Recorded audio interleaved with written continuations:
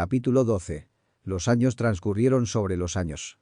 Martín Vega Ledezma, sentado en un vagón de segunda clase del tren que una vez por semana entra en la región, pantalón de mezclilla, chaqueta de cuero, sombrero de fieltro de edad ya respetable, parece dormitar recostado sobre el asiento, en medio de los campesinos y jornaleros que allí se hacinan, fuman puros y conversan entre alforjas y cuchillos de labor. Pero no está durmiendo. Se halla recordando su vida, tan sin importancia para los demás y para él tan llena, su infancia, su juventud, su partida, su actual regreso. A su padre, roca de piedra humana sumergida en silencio y en pasado. A su tío abuelo, aquel otro jirón de los tiempos idos, este muerto ya. Dos testarudos estacones empotrados en la tierra, la que al fin un aciago día hubieron de perder y no pudieron abandonar, como si se hubieran sentido responsables de ella y necesitado mirarla, sufrirla, vivir de sus despojos.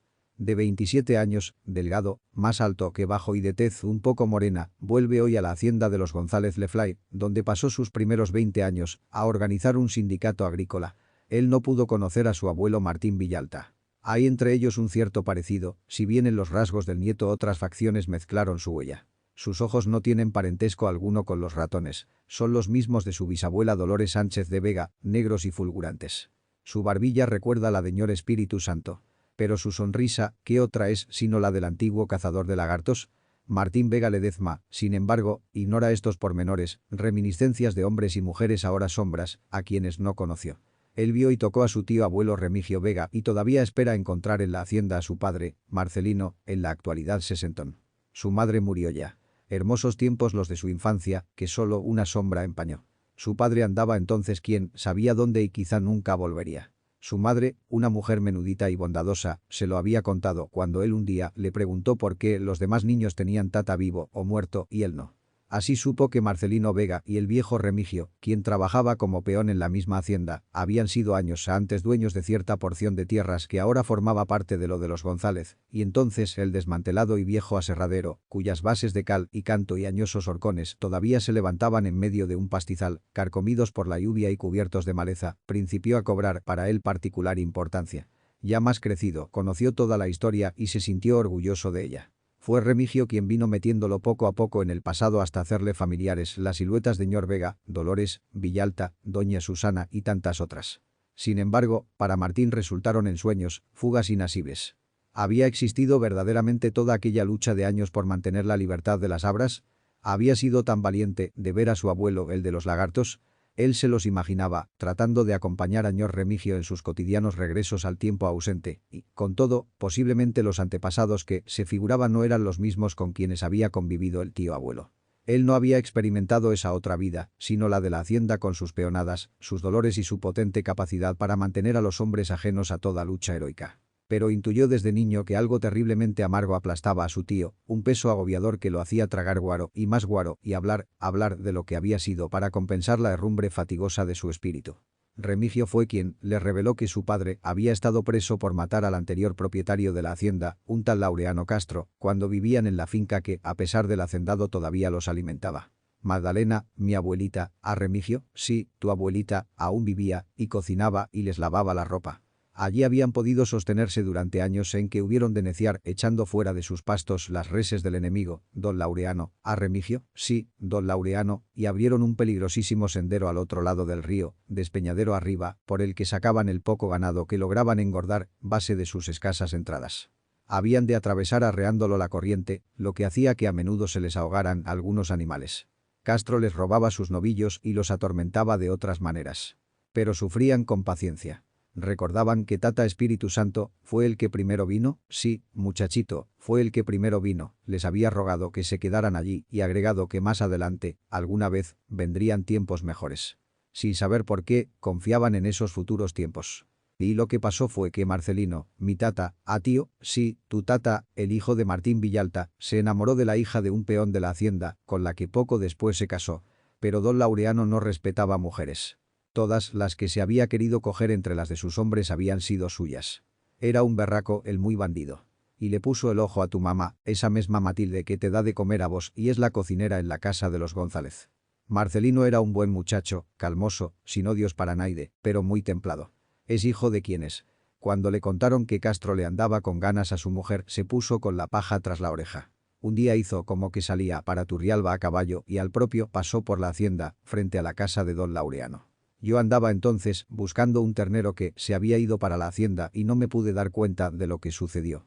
Don Laureano se vino enseguida no más para nuestra casa y entró hasta la cocina, donde estaba tu mamá. Tu abuela Magdalena, muy mal de paludismo, se había ido a hospitalizar a San José, donde después se murió.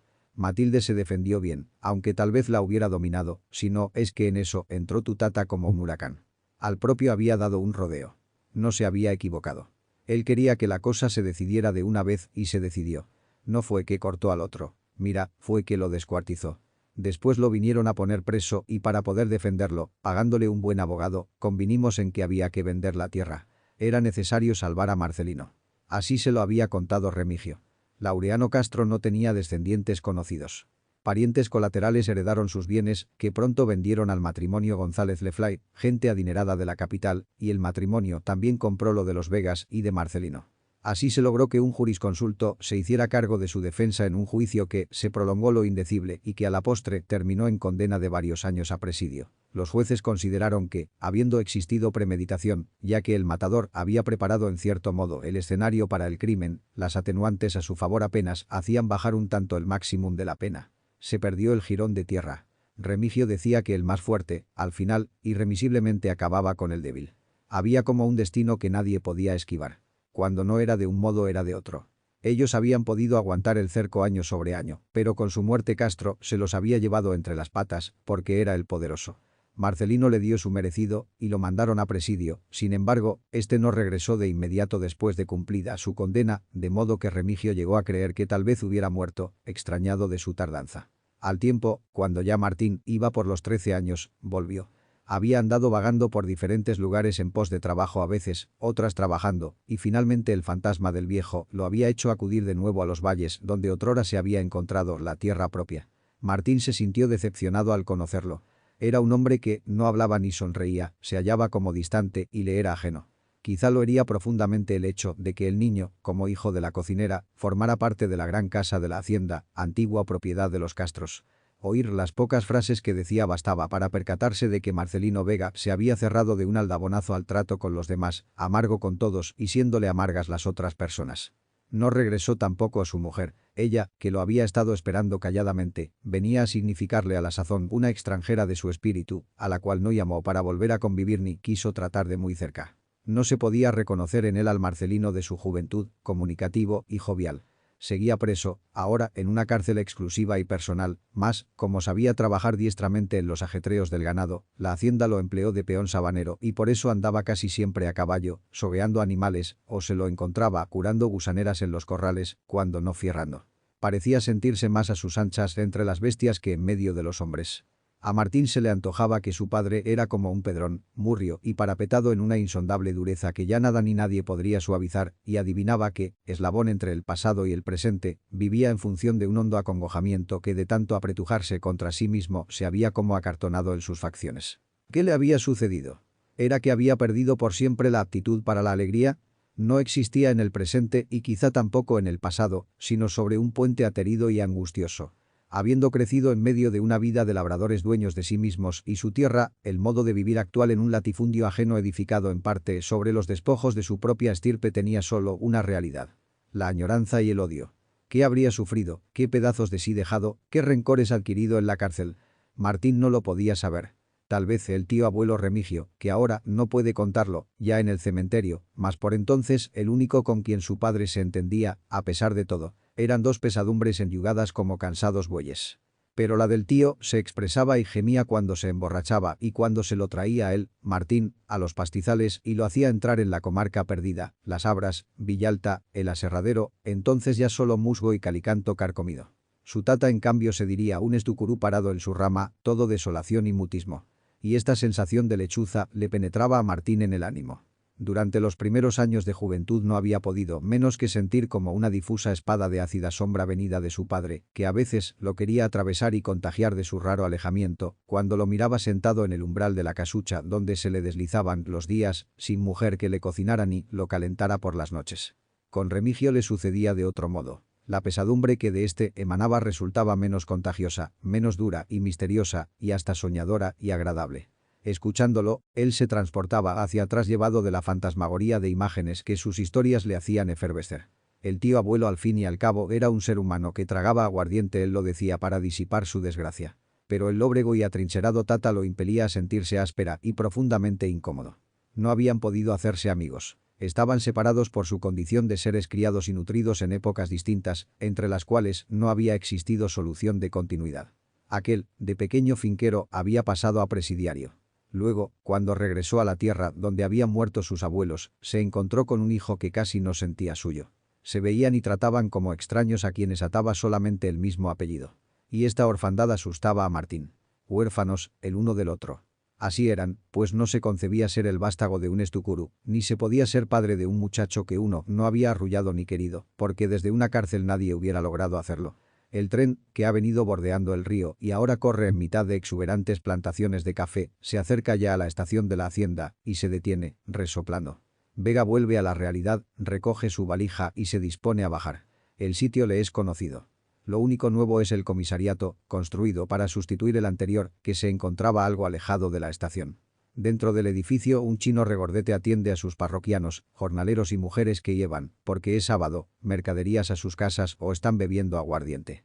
Más tarde algunos de ellos dormirán borrachos en los escaños del voladizo corredor del negocio o bajo el techo de la estación y uno que otro se marchará cizagueando sobre los durmientes de la línea para vagonetas de tiro animal hacia su vivienda, donde lo espera la ración escuálida que su mujer habrá preparado. ¿Cuánto tiempo ha pasado desde la época de los Vegas, Vázquez y Morales? Si uno de estos pudiera resucitar no lograría reconocer en el punto donde se encuentra el negocio del chino aquel donde alguna vez estuvo la pequeña casa de los Cotos. Todo se haya transformado. Lo que antaño fue repasto se volvió cafetal.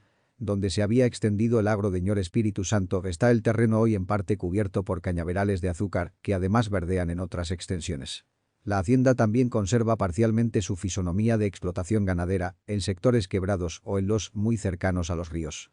Se ven allí, todavía, las cabezas de ganado, y sus mugidos, eternamente iguales, llenan las tardes de su sonido de bronce, que es gemido y es al mismo tiempo invitación al recogimiento.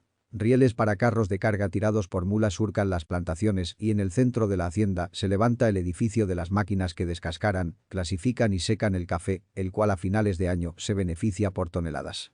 Las casas para peones se reparten por distintos lados, en grupos, y son estrechas y ahumadas, de madera y levantadas sobre horcones, porque la lluvia sigue siendo como en los viejos tiempos nutrida y terca. Se edifican así para evitar que un posible desbordamiento del río las inunde. Se ven los niños por docenas, panzones y desnutridos, asomarse a las ventanas o jugar en los corredores. Las mujeres lavan las ropas, cocinan, van y vienen, discuten y paren más hijos.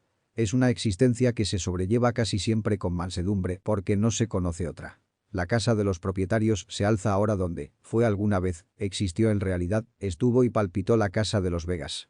De 2 pisos y anchos aposentos, tiene todas las comodidades modernas y en sus ventanas el cedazo impide la entrada a mosquitos. La rodean jardines y árboles de naranja y limón, y para llegar hasta ella desde el beneficio hay un trayecto pavimentado con asfalto que construyeron sobre el antiguo empedrado puesto a mazazos por Ñor Espíritu Santo. Pero esto solamente lo sabe desde dentro Marcelino Vega. Además, ¿a quién le importa? Ahora es difícil encontrar un tepezcuintle en las laderas, los venados y las dantas no se acercan por allá y los jaguares son animales forasteros. Pero quedan los ríos y los pájaros, que continúan anidando en los chaparrales o en los árboles y cantan o devoran insectos, ajenos al hombre y dueños de sus alas. Sería absurdo pensar en un Villalta cazando lagartos por los alrededores. Ya no los hay, tragados por el tiempo. ¿Cuán pocos hablan de Laureano Castro? Tantos ignoran, ya que allí vivieron aquellas familias de Heredia y de Cartago. Los hombres y los rapaces han de cortar anualmente la caña, que se envía en vagones de ferrocarril al ingenio de la hacienda contigua, tan grande como esta, y cogen el café, que se elabora en las grandes máquinas del beneficio. Las paleas, las macheteas, las descumbras, la zafra y la cogida les ocupan su tiempo mal pagado. Se bebe aguardiente, se asiste a la ermita, cuando llega un cura a decir misa, se tienen hijos, muchos de los cuales mueren de meses. El paludismo, que se enseñoreó de la región como endemia con la afluencia de nueva gente, tiene ya una negra estela tras de sí, en los cementerios. Existe también un gran trapiche, donde se muele caña y se elabora dulce. Los sábados a mediodía hombres y mujeres hacen fila frente a las ventanillas de la administración para recibir las cubiertas del salario, que no alcanza para llenar ni la mitad de sus más perentorias necesidades. Hay, además, un aserradero movido con electricidad, que es también la fuerza motriz del beneficio. Pero las casas de la peonada se alumbran solo con candelas o lámparas de querosene, al igual que en los viejos tiempos, y sudan hollín y humo de los fogones leñeros en que cocinan las mujeres. En los horizontes, circunvalando las plantaciones y los cerros de pastura, verdiazulosas montañas siempre cordiales, a veces envueltas en ropaje de neblina. Los cafetales parecen un poco meditabundos. Su silencio se contagia, solo empañado por el volar de setilleros y gorriones que picotean entre sus ramas. Y los cañaverales, verde tiernos y alegres, al irse poniendo de cosecha se vuelven pardos y un tanto sucios. Qué agradable pararse en el puente de hierro para mirar y oír el correr del agua. Está agarrado a robustos pilares de concreto y atraviesa el río, uniendo la parte nueva de la hacienda con lo que fue la hacienda vieja de los Castros. Los despeñaderos siguen allí, pero han sido soslayados por el lado oeste y en las colinas que los continúan hay en la actualidad plantíos de café y caña de azúcar cruzados por rieles de línea angosta y caminos para camiones. Aquí, sobre este puente, se detiene un rato Martín, sosteniendo sobre la baranda su valija, y medita. La espuma del agua, si uno se pone a pensarlo bien, debe de ser la misma que miraron los ojos plomizos de Martín Villalta y los róbalos de hoy los tataranietos de los que él alguna vez pescó con el arco que le escamoteó a un indio tallado en centenaria amargura. Está dudando a dónde dirigirse. Sabe que tiene conocidos. Los jornaleros que estaban cuando él partió, sus mujeres, sus hijos, ya hombres muchos de ellos. Pero, aunque se le haga difícil, cree lo más lógico ir a pedirle posada a Marcelino. Es su padre. Resultará un poco incómodo convivir con él, mas con hablarle apenas lo indispensable no surgirán problemas. Lo mejor será no decirle nada, sino simplemente ir y depositar sus cosas en el aposento y más tarde volver para dormir. Recuerda que allí había 2 malas camas de madera. Tal vez aún estén, así que podrá usar una. Tratará de conseguir la comida con alguna mujer de las que viven en el mismo caserío. Esmeralda Rojas, o Antonieta Fuentes, o la vieja Agripina, si es que todavía existe. Cualquiera de ellas le habrá de dar mala ración, pero le cobrará barato. Algunos de los hombres con quienes se va encontrando lo reconocen, lo saludan y le preguntan qué es de su vida. Ellos, no obstante, ignoran que el hombre que ahora ven, convertido en adulto, no es el mismo que años atrás dejó la hacienda, ya sabe tras de lo que anda y tiene mejor conocimiento del sentido de su existencia y por eso esta le es más dura, de más responsabilidad, pero cabalmente también mucho más estimable. Martín lo comprende.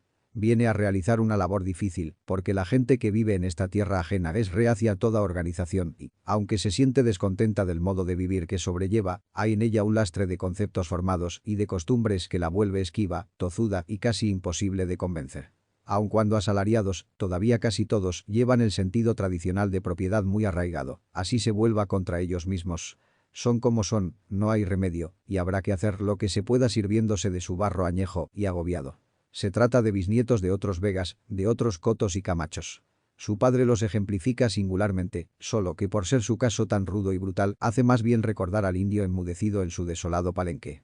No, los jornaleros no se le parecen totalmente. Los hay decidores, los hay humoristas, algunos tienden a ser bondadosos, otros no, y los más parecen desconfiados, ladinos, pero se encuentran bastantes de carácter comunicativo. Sí, los hay.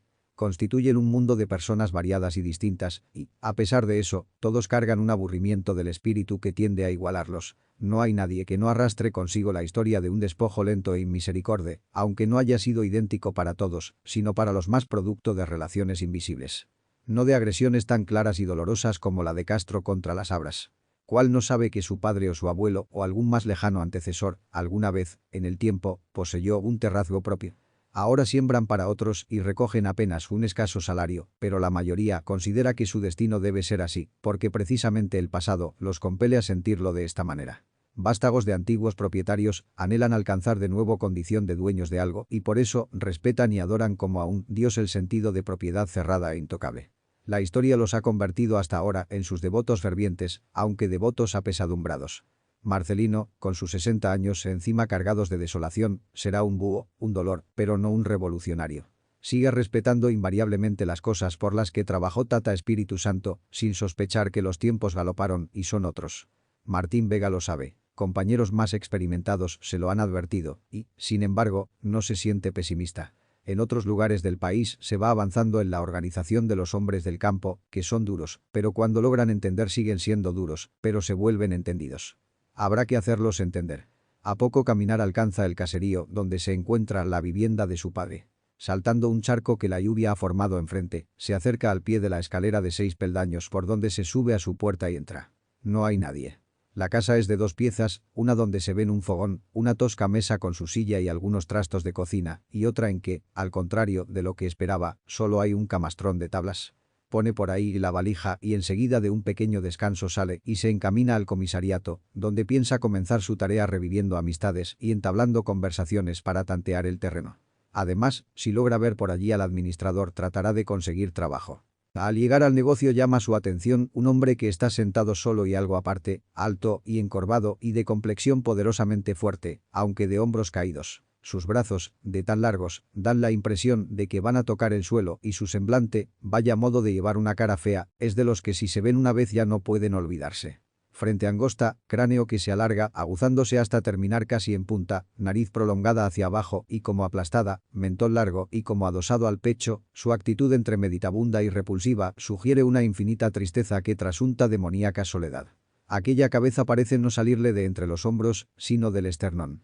Y, como si fuera poco, no tiene ojos. Apenas 2 lentes redondos, gruesos, en cuyo centro se agitan 2 solitarios puntos. El hombre es miope a rabiar. Martín no se le acerca, puesto que no parece persona amiga de hablar, tan solo lo observa y luego se dirige a un grupo de jornaleros a quienes saluda y con quienes poco a poco está conversando, investigando, midiendo.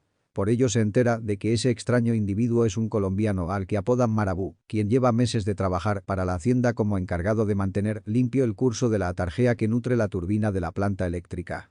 No hace labor muy ardua, a menos que algún temporal cause destrozos, porque entonces no solo él, sino otros peones deben despejar a pala y pico la canal del agua. Su tarea de rutina consiste en cuidar de que ramas o pequeños derrumbes no obstruyan la corriente.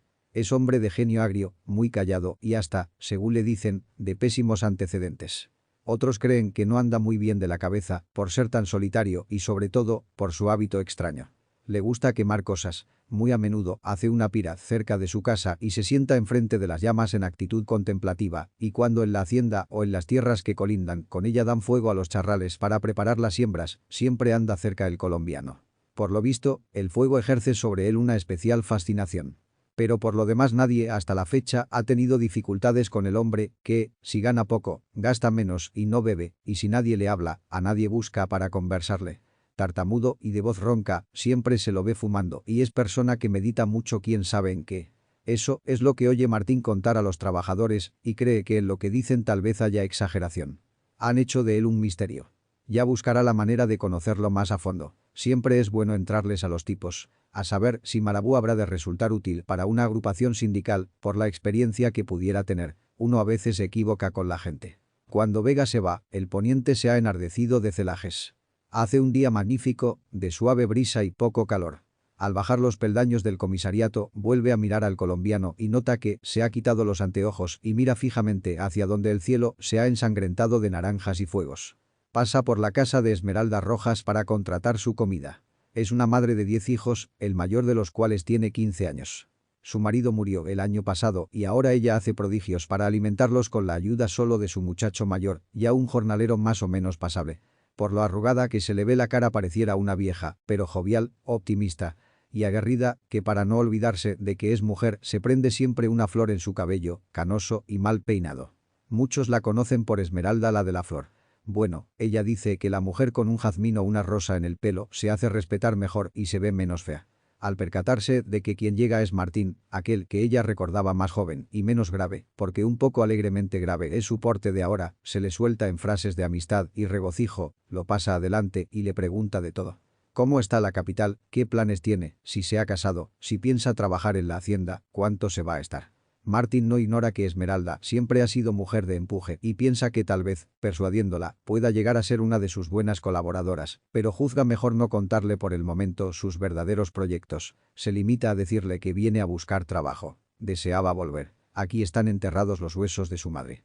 ¿Le vendería la comida? Por supuesto que sí, le responde ella, solo que tendrá que conformarse con arroz, frijoles y algún plátano. Los tiempos son malos, cuando han sido buenos, y los alimentos están cada día más caros. ¡Qué vida esta! Y mientras siguen hablando Martín, discurre para sus dominios propios cuán admirable es que una mujer así, cuyos hijos se ven todos por la habitación jugando unos y llorando el menor, logre llenarle la boca a tanta familia. Rato después llega a la casucha en que sigue creyendo habita su padre. Esta vez se dice probablemente lo encuentre allí y por eso prepara un saludo lo más cordial que pueda, que resulta inútil porque la habitación continúa vacía. Considerando impropio ocupar su camastro, busca el mejor lugar sobre el piso, por donde se ven menos rendijas, y se tiende en él. Como está fatigado cuenta con que pronto se dormirá, a pesar del duro y frío suelo y de su par de zapatos que ha puesto como almohada. Mas, como al mediodía en el tren, su cerebro de nuevo reverbera, caluroso, y los tiempos pasados recomienzan a devanársele alrededor ahora de otra porción de su vida que no quisiera revivir porque lo maltrata. Capítulo 13. Está aquí, bajo sus párpados, Concha González Lefler, la mariposa de su infancia, dulce y ácido, recuerdo de su niñez y juventud. El día en que se llevaron preso a Marcelino Vega, Matilde quedó en situación desesperante. Palpitaba en su vientre el venidero hijo y en su pecho el dolor de ver que al esposo se lo arrebataban por haberla defendido de las garras de un miserable. Remigio, mientras se efectuaban los trámites para la venta de la tierra, hizo lo posible porque no le faltara nada. Después, nacido Martín y ya el asalariado de la hacienda, pudo la mujer de Marcelino conseguir empleo como cocinera de los González. La casa anterior residencia de los Castro no carecía de espacio y la dejaron traer consigo al niño, que pasó allí su infancia. Por entonces los González Lefler habían comenzado a construir su actual residencia, sobre una mediana loma donde estuvo la de Ñor Vega. Ya terminada, de la capital vinieron la esposa del propietario con sus 2 hijos, varones, y la señorita Marcelle Lefler, hermana suya, una francesa cuarentona, agradable mujer de educación que la capacitaba idóneamente para ser la maestra de los niños. Persona afable y sensible, muy pronto fue tomando afecto al hijo de la cocinera, vivaracho y juguetón, de ojos oscuros y brillantes, quien por no saber las distancias existentes entre él y aquella familia, gateaba por toda la casa y se ensuciaba impunemente donde mejor se le antojaba. Fue por entonces cuando la esposa de don Fausto González, con quien había contraído matrimonio en París durante sus años de estudiante mal aventajado, dio a luz su última hija, a la que llamaron Concepción. Por eso Martín y Conchita González habrían de crecer juntos. Aquellos propietarios, aun cuando gente adinerada, ella por francesa y él por venir de una familia sin arrestos aristocráticos, se manejaban con respecto a los campesinos guardando algunas formas, pero con un relativo sentido de igualdad que los hacía simpáticos, aparte de que la tía Marcelle, por su especial cariño a los pequeños, se encargó de que a su Martín, como ella le decía, no lo trataran mal ni le hicieran sentir demasiado severamente su condición de niño pobre, y el último Vega fue creciendo sano y bastante bien tratado. Cuando la Lefler comenzó a dar lecciones a Conchita, obligó al inquieto niño a ponérsele al lado, lápiz y cartilla sobre la mesa, y lo enseñó a leer y escribir, igual que a la niña. Y cómo era de listo, tanto más que la propia hija de la casa. Durante esos años Martín pudo hacer así una escuela primaria completa y leyó libros de cuentos con láminas de dibujos llamativos. Marcelle Lefler sabía manejar a los niños. Procuraba mostrarles los hechos y las cosas por su lado agradable. Artista al natural, tenía pájaros, cuidaba algunas colmenas rubias, importadas de Italia, y sabía hacer pasteles riquísimos. Además, bordaba con primor y dibujaba con cierta soltura. Sus muñecos eran el júbilo diario de sus 2 escolares más niños, Concha y Martín. Después de las clases, que se iban deslizando, sin parecer pesadas entre su sonrisa y sus cuentos, les permitía hacer lo que quisieran, vigilándolos de lejos. Más adelante, conforme venían creciendo, no le impacientaba que se alejaran de la casa por las rutas de los pastizales tras de una mariposa o un pájaro. La madre de Concepción, que no se cuidaba gran cosa de sus hijos, contaba con la admirable asiduidad maternal de su hermana, en la casa la verdadera protectora, directora de la economía doméstica e institutriz inigualable. Sí, Martín conserva de ella un recuerdo querido. Si todas las personas, piensa, fuesen como Marcelle Lefler que hoy, si vive, debe de ser una anciana admirable, el mundo sabría a rico pastel como los que ella horneaba. Los hermanos mayores, Fernando y Amadeo, si bien interferían ocasionalmente en la vida del pequeño Vega y a menudo en forma grosera, no significaban un obstáculo de importancia. Había entre ellos y Conchita bastante diferencia de edades y eso hacía que le anduvieran de largo. Él y la niña, así, fueron creciendo en amistad infantil que se cerraba gloriosamente a su alrededor, llenándolos de calurosos ensueños. Qué ancha y profunda inconsciencia de las cosas. Iban y venían por entre los cafetales, que entonces se principiaban a sembrar, persiguiéndose el uno al otro. A veces se peleaban a mojicones, pero esto los unía más. Era otra forma de sentirse como hermanos. Mientras tanto, la madre de Martín continuaba en la cocina. Siendo persona de carácter suave y dócil, gozaba de la estimación de la familia, que se agrandaba en la mesa cuando los González saboreaban sus platos, arte culinario campesino un tanto rudo, pero suculento. Por las noches el niño dormía en una cama junto a la suya. Era lo único que lo volvía a su molde de hijo de una pobre asalariada. Su colchón de paja le gustaba golosamente cuando caía en él dormido, aún ignorante de todo el lastre de amargura que detrás de sí había dejado su familia y trocado en una cosa con la apacible nada del sueño, donde de nuevo encontraba a las hadas y los duendes que los libros de la señorita Marcelle le habían contado en el día. Pronto supo montar a caballo, no solo en montura, sino en puro pelo, y así también Concepción. Se los veía muchas veces galopando por los potreros y caminos, él morenillo, ella blanca y de cabello rubio. Y nadie murmuraba, nadie se sorprendía. Habían visto crecer al chiquillo en la casa de la hacienda, casi otra persona de ella, y estaban habituados a encontrárselo en compañía de la niña, cuando no con la de la tía también. Y Martín, 2 años mayor, sin darse cuenta de ello, la protegía, como si fuese su hermana, cuidando de que no se hiciera daño aquí, no se cayera allá, o arreglándole la cincha de la bestia cada vez que se le aflojaba. Él, que había ya aprendido a nadar, la enseñó a atravesar la poza azul, remanso de un afluente del río Mayor, bajo el ojo vigilante de Marcelle, quien para su adentros temblaba. Mas poco a poco su temor iba desapareciendo al mirar cómo la pequeña aprendía a flotar y bracear, lo ágil que era y saludable que estaba. Su piel se atezaba con el sol. Día con día iba dejando de parecer niña humana para convertirse en personilla animal. Trepaba a los árboles con rapidez de saltimbanquio, alopaba a caballo con la destreza de los habaneros, al lado de su amigo, el pequeño Martín, quien se iba transformando en adolescente. Como 2 serafines animales con alas en los pies e ignorancia de cuánto trascendiese a serio, cruzaban los años de la ternura llenos de juegos y ensueños. Así es cierto, estaba allí el tío abuelo Remigio, el de las Abras, ñor Vega y Villalta. A veces, cuando encontraba a Martín, este escuchaba de sus labios frases que no comprendía bien. ¿Ves, chacalín, lo que soy yo? Una tarra. ¿Has visto el que está en el ceibo grande, donde tuerce el camino que va a la casa? Tarde o temprano se ha de secar la rama y se caerá y ya no será más que un terrón inútil en el suelo, abandonado de las abejas y, en ocasiones. ¿Te he hablado alguna vez de doña Susana? Estaba así como estás vos, a caballo, cuando se nos murió, siempre andaba a caballo, caray, si me parece que fue ayer no más, pintaba tan bonito, para mí fue como una madre que me decía cosas muy lindas, todavía más lindas por decirlas ella, tan sabia y tan buena. Qué mujer, siempre alegre, aunque debajo se veía que no estaba bien y que sufría, cuando se murió, tu abuelo don Martín se fue para siempre, qué lástima, y a todo se lo llevó el diantre. Porque no hay otro hombre que se parezca al que fue don Martín Villalta ni una mujer como ella. Me dijo, ¿cómo fue que me dijo? Así, cuiden mucho las fincas. Uno de ustedes cuando se queda sin tierra es un tronco desenraizado, y enseguida yo le salí con lo de la tarra y se vio que a ella le pareció bien la idea. Sí, se vio eso, caray. Y Remigio sonreía como si aún estuviera a su lado Susana. El niño lo miraba y sabía, por más que nadie se lo dijera, que aquello era más bien un mudo sollozo somorgujado. Pero, ¿quién lo hubiera podido entonces hacer entender más a lo hondo? El tío abuelo se le antojaba persona simpática y amable, aunque un poquillo loco. Le complacía seguirlo cuando le pedía.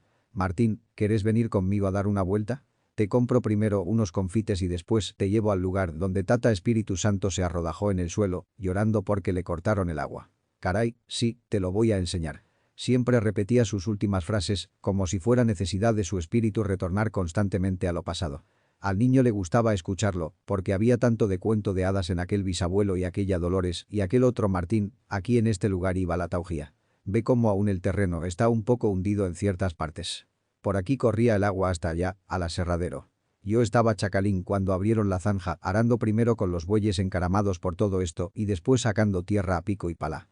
Más adelante veníamos a pescar mojarras en el hierbazal que se formaba en el cauce, caray, qué lindas que eran, iguales a las que hay ahora en los yurros, pero, qué va, me parece que aquellas tenían mejor pintura, más colores. Sí, me parece eso, yo no sé. Lo único que el mozuelo podía intuir era que el hombre llevaba una gran aflicción debajo de lo que expresaba. Después, para deslumbrar a Conchita, se la llevaba por su parte a los mismos lugares y repetía. Aquí en este punto pasaba la taugía. Había mojarras mucho más bonitas que las de ahora. Mi tata y Remigio y hasta mi abuela Magdalena venían a cogerlas, el aserradero, y la niña se asombraba de que él supiera tantas cosas de las que habían acontecido antes en aquellos parajes. Le servía la tragedia para ser ante Concha como otro tío sabedor. Todo esto, ya no solo la extensión que en realidad había sido, sino todo, perteneció a mi bisabuelo, ñor Espíritu Santo Vega. Dicen que era un viejo que de un solo hachazo se apeaba un árbol. Una vez un bandido quiso quitarle lo que tenía y entonces él y otros compañeros voltearon en un mes toda una montaña. Había como 200 indios cortando para el bandido, pero mi bisabuelo hubiera alcanzado primero el lugar que les interesaba. Bueno, pero no fue necesario porque entonces llegó otro abuelo mío. Él no entendía bien lo de su ascendencia y a veces resultaba teniendo abuelos por montones, Martín Villalta, y le mató al bandido todo su ganado. Martín era tan fuerte que él solo sacaba del reventazón lagartos así de grandes y extendía los brazos dando a entender muchos metros, y por eso el otro le tuvo miedo y se la tuvo que aguantar. Entonces fue cuando hicieron el aserradero. Esto estaba lleno de montaña y ellos la cortaron y vendieron la madera. Conchita abría mucho los ojos, de lo maravillada, mientras el pequeño Martín se sentía satisfechísimo de su sapiencia. El día en que el tío abuelo lo puso al tanto de lo que había hecho su padre con Laureano Castro, se sintió tan impresionado que durante semanas anduvo diciéndole todo misterioso. Vieras qué cosa sé, Conchita, pero no te la puedo contar, ¿qué va? Contámela, no seas malo. No, no, aunque, si volvés conmigo al palacio, le dijo por fin, te la cuento. En una colina todavía cubierta de bosque había una enorme piedra de 4 metros de altura por 15 o más de longitud y casi tanto a lo ancho. Una profunda grieta la dividía de parte a parte, formando un vericueto que se introducía hasta sus entrañas. Bejucos y raíces trepaban por sus costados, además de begonias y parásitas. Allí el ambiente se apretaba de sombra, misterio y música de grillos. Nadie habitualmente andaba por allí. Era de veras un palacio encantado en cuyos interiores la irregular grieta claroscura ellos escarabajeaban para jugar de cuento maravilloso, trepando peligrosamente a las rocosas paredes por peldaños de bejucos y raíces salientes. No podía imaginarse sitio más a propósito para sentirse príncipe y princesa, o pirata, hechicero o duende. Pero últimamente Marcelle le había prohibido a su sobrina alejarse tanto de la casa, temerosa de una víbora, una caída, o algo que en su corazón había empezado a hacerla sobrecogerse. Martín, aunque sencillo y ajeno a malicia, se iba convirtiendo en un mocito. Su condición de animalejo sin prejuicios no podría llevarlo a salirse de lo convencional, pero la rapazuela consintió en ir. Hacía días que anhelaba hallar pretexto para volver a la piedra, que la hacía feliz. Y allá él, mostrándose misterioso y presumiendo de importante, le dijo: «Fíjate que mi tata mató a un hombre». Conchita se sintió, de veras, asombrada. «Pero, ¿quién es tu tata?» Mi tata sonrió complacidísimo. Es un hombre muy valiente. Tío Remigio dice que lo hizo por defender a mamá, con un machete. Fíjate, con un machete así de grande. Caramba, qué miedo me da tu papá. Pero no, a nosotros no nos hará nada cuando venga. Porque tal vez vuelva más adelante. Y desde entonces ella lo miraba con gran admiración. Era hijo de un tipo de esos que descabezaban ogros, como en las historias que había leído. A Martín lo atraían cada vez más los animales. Le gustaba venirse a los repastos para ver sobear las reses que debían ser fierradas. No le costó mucho aprender a manejar el lazo con destreza, pero se pasaba de atrevido y más de una vez se llevó su buen reventón. Parecía que el fantasma de Martín Villalta anduviera detrás de él y lo empujara a la osadía. Buscaba los potros más briosos para montarlos, con lo que a menudo lo lanzaban al suelo, en los potreros, y él, como si nada hubiera sucedido, se sobaba los rasguños o las nalgas y miraba de reojo a Concepción, quien lo observaba, para sentirse frente a ella todo un héroe. La vida de Martín se iba realizando para ella y desde ella. Y Conchita, quizá no con tanto ahínco, también se hallaba apegada a él como la corteza al árbol. Uno y otro corrían y soñaban juntos, se educaban el uno al otro, maestros y discípulos de sí mismos, sobre sus caballos, junto a los ríos y bajo la lluvia, en un inocente idilio aún para ellos desconocido y ajeno a todo pensamiento que no fuera caminar por los mismos senderos. Marcelle Lefler constituía como el hada protectora, que a veces, mirándolos tan crecidos ya, experimentaba un aletazo de preocupaciones. No sería posible que un día de tantos salieran de esa agua clara y maravillosa de la inocencia y entraran en el juego del amor. Ella, ahora cincuentona, recordaba el suyo, nunca jamás escanciado, pero aún vivo a pesar de los años, y sabía que el peligro, el hermoso peligro acechaba. Y, sin embargo, trataba de alejar de sí la idea para dejarlos hacer, como hasta entonces. Por lo demás, en la casa ni la madre ni el padre, hombre metido de lleno en sus negocios y poco dado a entrometerse con sus hijos, hubieran conseguido nada de haber intentado levantar un dique a la hija. Concepción era muy persona, a despecho de su corta edad. Vestida con pantalones, se veía ya, sin embargo, que su femineidad empezaba a manifestarse ubérrima en su pecho adolescente. Y se mandaba sola. Le incomodaba que otros tuvieran que enseñarle lo que debía hacer. El animalito llevaba muy bien puestas sus alas y se servía de ellas para volar. No se amoldaba, sino con disgusto a la palabra obediencia como no fuera en relación con sus propios impulsos. Solamente a la tía le guardaba consideraciones, procurando no herirla. Los demás, aunque le eran queridos, no significaban obstáculos en su corazón. Daba un beso al papá, otro a la mamá, buscaba a Martín para que le ensillara la bestia, y hasta la tarde no volvían a saber de ella, que se iba a recorrer la hacienda o hasta las propiedades colindantes en pos de ejercicio y de un dejar hacer interior que le encantaba. Mon Dieu, mi hermana Marcele me la ha educado muy mal, se quejaba la madre algunas veces.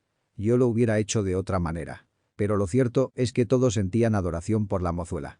A su alrededor se respiraba un aroma de frescura y despreocupación que contagiaba. Junto a ella, con todo y sus arrestos de macho en cierne, Martín desmerecía por algo que surgía del hecho de que Conchita, siendo mujer, se hacía respetar como si fuera un hombre. El muchacho mismo lo sentía. Quizá por eso se empeñaba en presentársele mayor de lo que era y abonarse con las historias de ñor Remigio. Qué desazón le daba comprender que a medida que se tornaba menos niña se le iba haciendo menos crédula y hasta se sonreía con un mohín burlón cuando, por ejemplo, él se ufanaba. ¿Viste cómo está el río de crecido hoy? Pues así, o más crecido todavía, lo atravesaban papá y tío Remigio, arreando ganado en los tiempos de Laureano Castro, porque no podían pasar por sus tierras. Así de crecido, decís, Martín. Pero, ¿no ves que es imposible? Tal como está arrastra hasta las piedras, no seas exagerado. Bueno, tartamudeaba él, no tanto, un poquito menos, pero, bueno, en todo caso crecido. Y ella se carcajeaba mortificándolo. Por su parte él, que ya se internaba en los albores de la juventud, tampoco creía a la sazón en sus propias invenciones. Por entonces ya había regresado su padre y su trato lo había aturdido mucho. Y Remigio comenzaba a intrigarle de otra manera y a saberle amargo. Ahora principiaba a entender de modo más real y hondo que antes de su fácil felicidad actual habían existido otros hombres y otros tiempos de los cuales quedaban, árboles arrancados, con las doloridas raíces crispadas al viento, su madre, su tata y el tío abuelo. Empezaba a ser partícipe de aquel pesado agobio que de ellos emanaba. Y, ahora con más seriedad, le decía a Concepción.